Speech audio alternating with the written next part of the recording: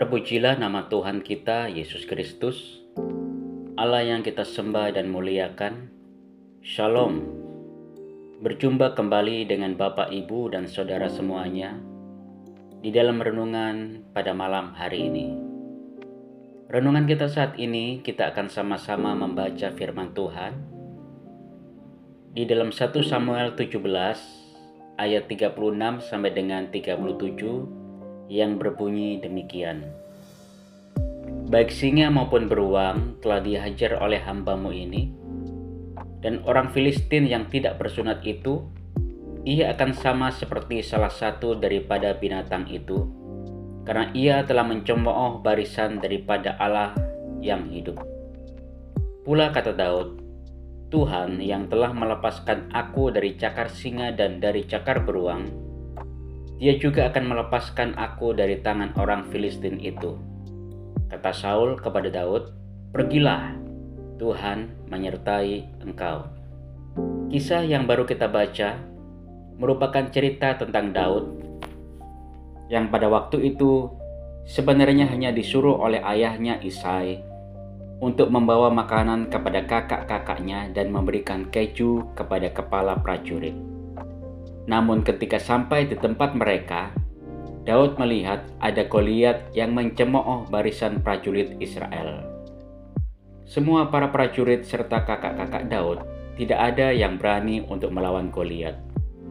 Namun, Daud yang masih muda, berdasarkan pengalamannya di padang, yang telah mengalahkan singa dan beruang, dengan gagah berani melawan orang Filistin untuk mengalahkannya. Dan Goliat akhirnya bisa dikalahkan oleh Daud yang muda dan tidak diperhitungkan oleh siapapun pada saat itu. Daud tidak berbangga diri bisa mengalahkan Goliat, tetapi Daud bangga karena nama Allah Israel dimuliakan pada saat itu, setelah Goliat bisa dikalahkan. Setelah Daud mengalahkan Goliat, dari sinilah awal mula karir seorang bernama Daud menjadi prajurit Israel dimulai, sebelum akhirnya menjadi Raja Israel di masa depan. Saudara yang dikasihi Tuhan, Daud tidak akan memiliki keberanian untuk melawan Goliat jikalau dia tidak memiliki pengalaman di masa lalunya bersama kambing domba peliharaannya di padang dengan mengalahkan singa dan beruang. Terkadang Tuhan mengizinkan kita melewati masa lalu yang pahit dan suram, entah itu karena kesalahan sendiri dengan salah mengambil keputusan, atau karena disebabkan oleh perbuatan dari orang lain. Tapi satu hal yang harus kita sadar adalah semua itu tidak akan terjadi tanpa seizin dan sepengetahuan Tuhan. Bagian kita adalah ketika kita telah melewati masa-masa susah dan pahit di masa lalu, janganlah kita selalu mengingat-ingat sebagai memori buruk yang mengintimidasi dan membuat hidup kita tidak ada daya dan upaya untuk melangkah ke depan dengan pikiran positif. Lihatlah Daud. Daud tidak menjadi trauma dengan masa lalunya, tetapi sebaliknya, dengan melihat masa lalu yang hampir merenggut jiwanya, dia sadar jika dia bisa melepaskan diri dari mulut singa dan beruang, itu semua adalah belas kasih dan kemurahan serta pertolongan Tuhan atas hidupnya. Jadi, ketika dia menghadapi Goliat, maka dia percaya Allah yang sama yang mengizinkan dia bertemu dengan Goliat pasti akan memberikan pertolongan juga kepadanya. Ini adalah sikap dan mental seorang pemenang. Di dalam kehidupan ini, tidak ada yang terjadi secara kebetulan. Baik peristiwa yang buruk ataupun peristiwa yang baik, baik karena kesalahan kita sendiri atau perbuatan orang lain.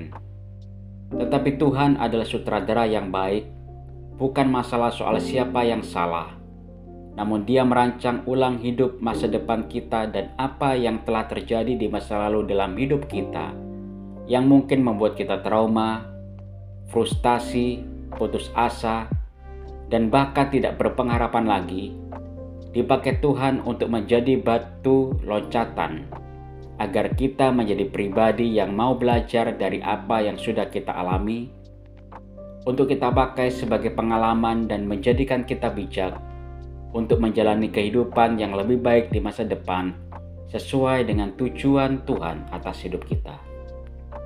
Saudara, tinggal pilihan kita. Apakah kita masih selalu menjadikan masa lalu kita sebagai satu ingatan untuk menyalahkan diri sendiri, orang lain bahkan, atau menjadikan masa lalu sebagai satu pijakan untuk kita melangkah lebih baik lagi di masa depan sambil berjaga-jaga agar pengalaman buruk dan kurang baik itu tidak terjadi lagi dalam kehidupan kita. Firman Tuhan berkata di dalam Mazmur pasal yang ke-90 ayat 12 yang berbunyi, "Ajarlah kami menghitung hari-hari kami sedemikian, hingga kami beroleh hati yang bijaksana." Pemazmur berkata dan meminta kepada Tuhan untuk mengajar dirinya agar melihat setiap peristiwa yang terjadi sebagai pembelajaran dalam hidup, bukan sebagai satu keadaan yang disesali, tetapi sebagai pengalaman untuk menjadi bijak di masa depan. Bapak, Ibu, Saudara yang dikasihi oleh Tuhan Yesus Kristus, marilah bagi kita yang mungkin pernah memiliki masa lalu yang buruk dan kelam, jadikanlah itu semua sebagai batu pijakan untuk kita tetap memiliki semangat mengarahkan hidup ke arah yang lebih baik ke depannya. Jangan patah semangat, karena di dalam hidup ini tidak ada manusia yang sempurna dan tidak pernah melakukan kesalahan semasa hidupnya. Mari sama-sama kita berdoa. Tuhan Yesus, terima kasih buat penyertaan-Mu sampai hari ini atas hidup kami masing-masing. Apapun yang sudah kami alami, ajar kami untuk melihat bahwa semuanya itu untuk kebaikan hidup kami. Tuhan, ajar kami juga melepaskan semua kepahitan dan kebencian yang mungkin masih ada di dalam diri kami.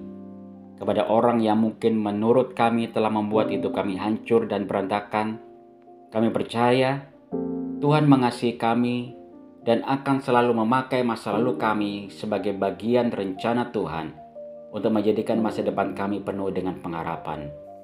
Terima kasih Tuhan Yesus, kami alaskan doa kami hanya di dalam nama Tuhan Yesus Kristus. Puji Tuhan Bapak, Ibu, Saudara semua. Demikianlah renungan firman Tuhan pada malam hari ini. Biarlah kita semua bisa beristirahat dengan rileks, damai dan sejahtera. Saya Arif Wahyu Nugroho mengucapkan selamat malam dan sampai jumpa pada renungan malam selanjutnya. Shalom, Tuhan Yesus memberkati.